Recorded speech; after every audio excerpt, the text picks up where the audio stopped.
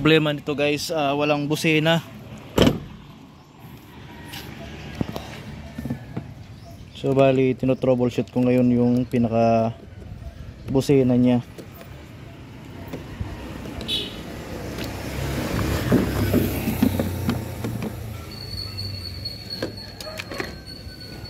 Ito naman yung relay.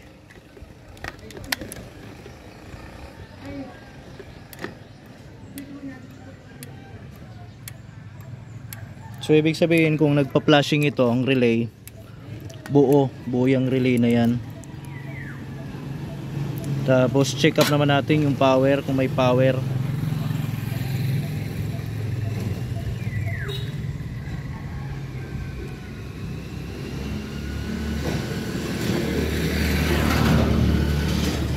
Ayan, may power naman. So ito yung pinaka madaling pag-check ng ano. Yan, lagay nyo lang yung positive dun sa may ano, itong wire lagay lang sa positive, tapos supplyan nyo lang yung pinaka 87 yung nasa gitna. Pag tumunog yan, ibig sabihin buhay yung busina. Ang may problema nyan yung negative trigger nya.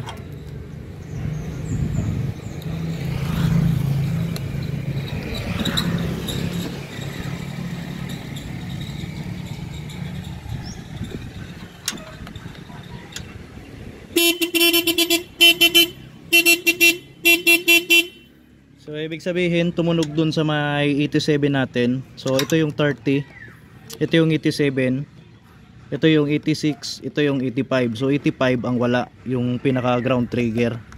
So kakalasin natin yung pinaka manibela nito. Itong kakalasin natin dito para makita yung contact sa loob kung anong problema. Ayan, kalasin ko na muna. Ayan guys, nag-troubleshoot pala ako ng Toyota Vios. Ngayon, tumawag lang kasi ito sa akin si ma'am. Ang sabi niya kasi sa akin, nawalan daw siya ng busina. Ngayon, sabi ko ma'am, kung nawalan po kayo ng busina, pwedeng sira na po yung clock spring po nun. Tapos tinanong ko si ma'am kung umiilaw yung airbag. Ang sabi niya sa akin, hindi naman umiilaw yung airbag. So ngayon, ito yung airbag niya. Kaya pala hindi umiilaw yung airbag. May legend na gumawa na naman ito. Ayan o. Tinakpan yung logo ng airbag para hindi mag-indicate dito sa dashboard natin, para hindi umilaw. So pag ganyan kasing umilaw yung airbag nyo, isa lang ang tatamaan yan, itong clock spring. Pag umilaw na yung airbag, ang susunod na ang mawawala dyan yung pinakabusina. So yun ang problema ng ribbon or clock spring na tinatawag. So ngayon papalitan ko na siya ng bagong clock spring. Andito na yung bagong clock spring niya kasi pinabili ko na si ma'am, kasi sabi ko nga ang sira na nun ay clock spring. Ito. Ayan. Kaya pala sabi ni ma'am, hindi umiilaw yung ano niya, airbag, kasi tinakpan yung ano, logo. So ayun lang guys, kakalasin ko muna to. So ayun guys, ito na yung ipapalit ko na bagong clock spring. Tapos aalisin ko na yung nilagay dito na takip. So nakailaw kasi yan eh. Alisin ko na yan. Tapos i-re-scan natin, bali di-delete natin yan sa scanner uli. So ayun lang, tanggalin ko muna ito. Itong ilaw na yan, tinakpan. Dito kasi yan, no, pag nasira na tong clock spring, iilaw yung airbag dyan. Tapos mawawala na yung pinaka control sa busina. So bali tatanggalin ko rin itong pinaka board nya.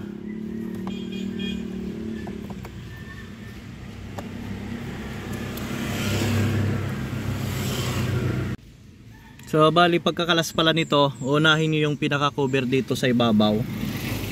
Tapos pag natanggal nyo na yung cover dito sa ibabaw, Yung dito naman sa gilid kasi may tornilyo yan dito. Tapos sunod nyo yung head unit kasi mayroon ding cover yan dito. So yun lang ang pagtanggal nito. Tapos may mga screw na yan dito sa gilid. Ayan. Ito yung screw nya. So kailangan natin tanggalin to.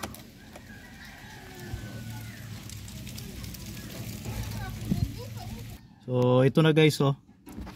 Ito na yung tinakip nila. Nilagyan ng electrical tape para hindi mapansin yung airbag na nakailaw.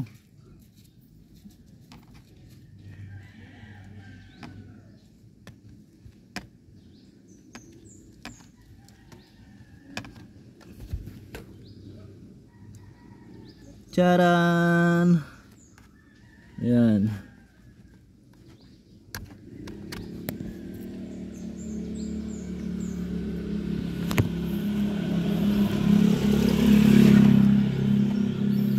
Tapos balik muna natin. Subukan muna natin kung nakailaw na siya.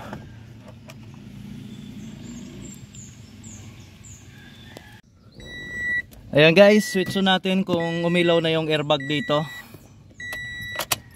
Ayan, nakailaw na nga yung airbag. Pero yan, tatanggalin mo na yan. Dapat pag umandar kasi, hindi dapat umiilaw yan.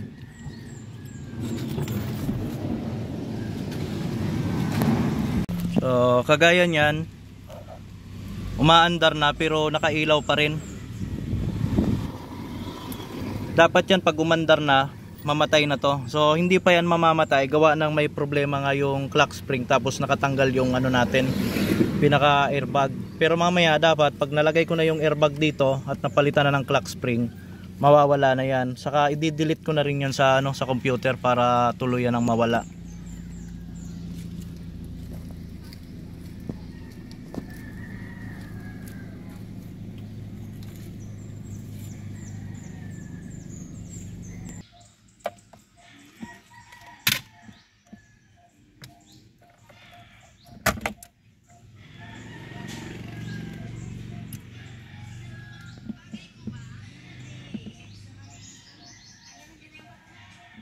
Ayan guys, nakakabit ko na yung bagong clock spring.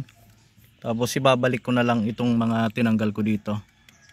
Tinanggal ko na rin yung electrical tape na nilagay doon sa airbag logo. Ayan, babalik ko na lang to.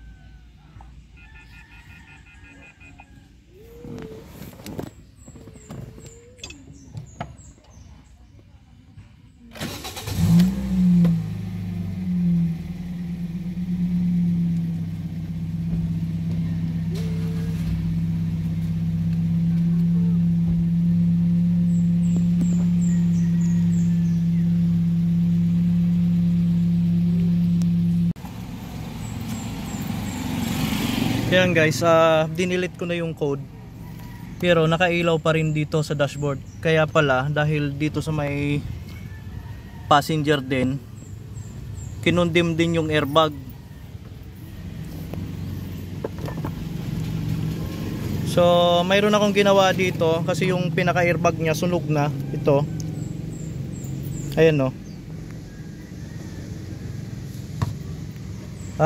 Ginawa ko na muna to ng emulator nya para mawala yung logo na yon. Tapos dun sa kabila ganun din ang gagawin ko. Lalagyan ko rin siya ng emulator. So patayin ko muna uli ito. Ayan, bali hindi ko na nga pala nakunan ng video yung pagkaayos natin dun sa busina kasi kinulang na tayo dun sa oras at medyo lobat na rin yung aking cellphone. Medyo matagal ko rin siyang i-troubleshoot kung saan naging problema ng airbag. So marami nang tinamaan kasi dun sa airbag kaya hindi ko na siya bali nagawa. Nag-stay na yung ilaw niya kasi gawa ng dalawang airbag na yung tinamaan. Yung isa sa driver side, yung sa passenger side, saka yung module. May damage na rin yung module niya. So itrinay ko pa rin siyang gawin. Nilagyan ko siya ng emulator yung dalawang side kaso hindi na talaga nakuha. Hindi na talaga natanggal yung logo dun sa dashboard. Kaya siguro tinakpan yung pinaka dashboard niya, tinakpan yung logo. Gawa ng hindi na rin makuha siguro. Pero kung advice ko lang sa mga nagbebenta siguro ng mga sasakyan, maging honest na lang siguro tayo dun sa bibili. Huwag na lang natin siguro silang lulukohin na yung sasakyan natin ay nasa good condition pa. So, gano'n na lang siguro. Maging aral na lang sa atin kung bibili tayo siguro ng mga sasakyan. Mas magandang magsasama na lang tayo ng technician siguro na may alam pagdating dun sa troubleshooting ng mga electronics, lalo na dito sa may pinaka dashboard natin. So ang pinaka mas maganda niyan, ang isasama niyo yung technician, yung mayroon na kayong may darang scanner. Kasi dito sa scanner kaya niyang makita lahat.